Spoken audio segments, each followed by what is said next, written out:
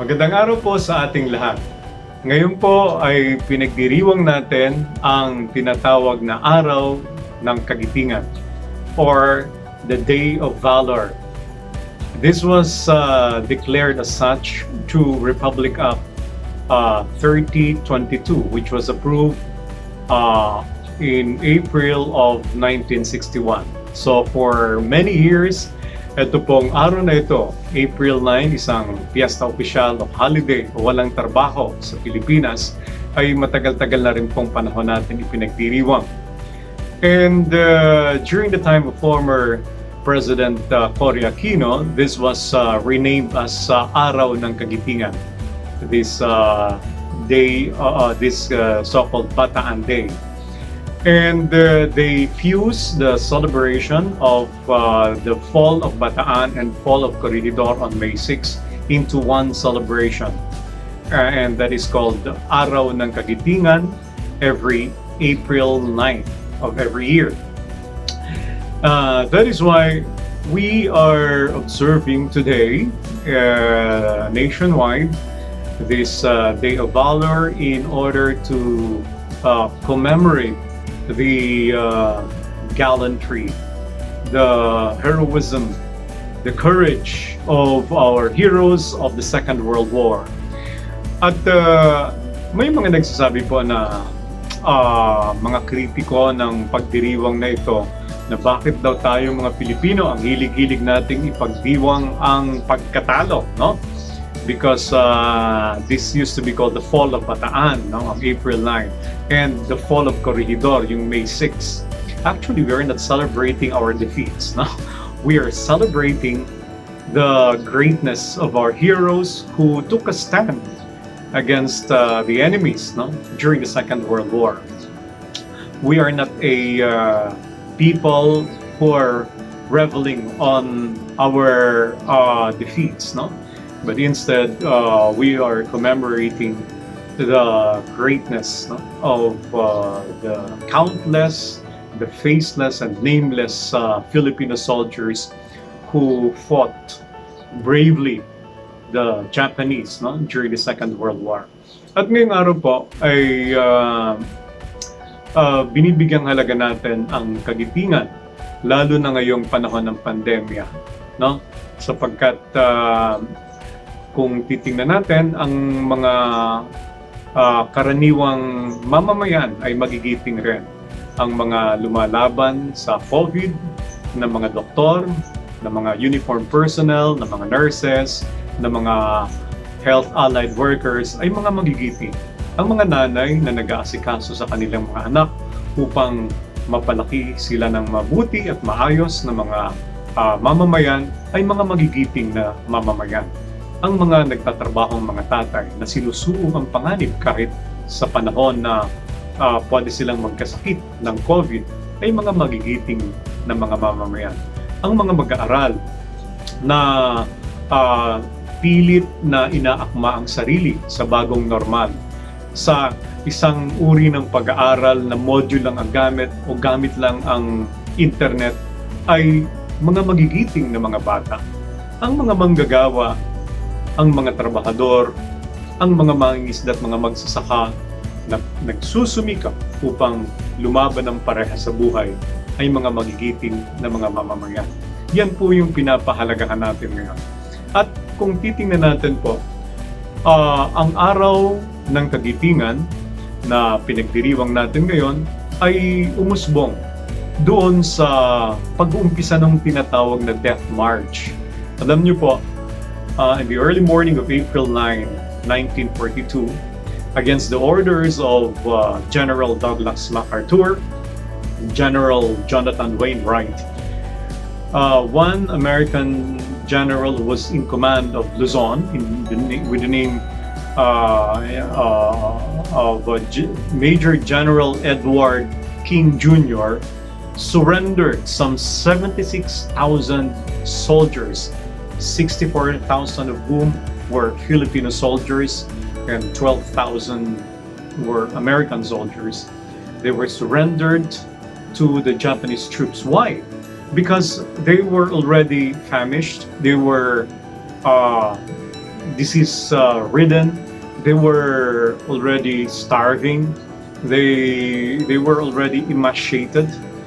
Uh, they were a bunch of ragtag, inefficient, army who could no longer fight the enemy. So to avert more bloodshed and to avert further deaths, no, of soldiers, General Edward King Jr. surrendered those troops to the Japanese forces. And because of that, they were asked to walk for 6 days from April 9 to April 15 to Camp O'Donnell in Capacitarlac. So they walked for some 140 kilometers, no? And thousands upon thousands of whom died along the way. They perished because of hunger, because they were beaten by the Japanese soldiers. So the streets of Bataan up to Pampanga, up to Tarlac were strewn with dead soldiers. No? Only 54,000 reached Tarlac days later. And it acquired the moniker as a death march, no? Because a lot of people died, no? In that march or that long walk of soldiers from Bataan to Tarlac. And because of that, the Japanese were able to integrate the Philippines into the orbit of their so-called East Asia, Greater East Asia Co-Prosperity Sphere, no? Because under the guise of emancipating the Philippines from the imperialism of the West, no? They tried to occupy our nation, and for 3 years they held sway, no? In our archipelago. That's why we should never forget those thousands of people who offered their lives for this nation. Sabi nga nila, magandang alalahanin lagi na yung isang linya sa bayang magiliw na nagsasabing sa manlulupig, di ka pasisiil. Ganun po yung ating mga sundalo. And that was one lesson that we should learn today, no? That we should never compromise our freedom, our sovereignty, our dignity as a people, our territorial integrity as an archipelago, as a sovereign republic. And we should not be craven or coward enough, no, to just throw the towel, no, and kiss the canvas. We cannot just surrender our territorial integrity or dignity as a people. So ganun po yung ating mga sundalo, nakipaglaban sila. And we know that we repudiate the horrors of war. We don't want war to happen again. That's why we should use all the peaceful means, not to resolve conflicts, to attain peace and progress, no, in our nation. Kasi nakita na natin po yung lagim ng digmaan. No? And today, being the Day of Valor, or Araw ng Kagitingan, we should acquire that national consciousness, and more than national consciousness, we should acquire that national conscience. Ano po yung national conscience? Well, national conscience is that light within us that dictates that we have to prefer what is good and right for this nation. We have to prefer the common good over and above individual or selfish pursuits of personal good. We should prefer transcendental common good more than the immanent, the temporal, the ephemeral common good. And therefore, we should learn how to promote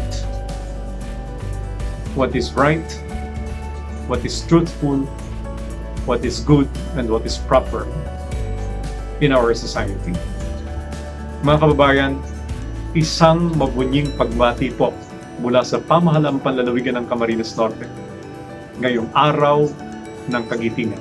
Isang pagsaludo rin po sa magigiting nating mga Pilipino. Magandang araw po sa ating lahat.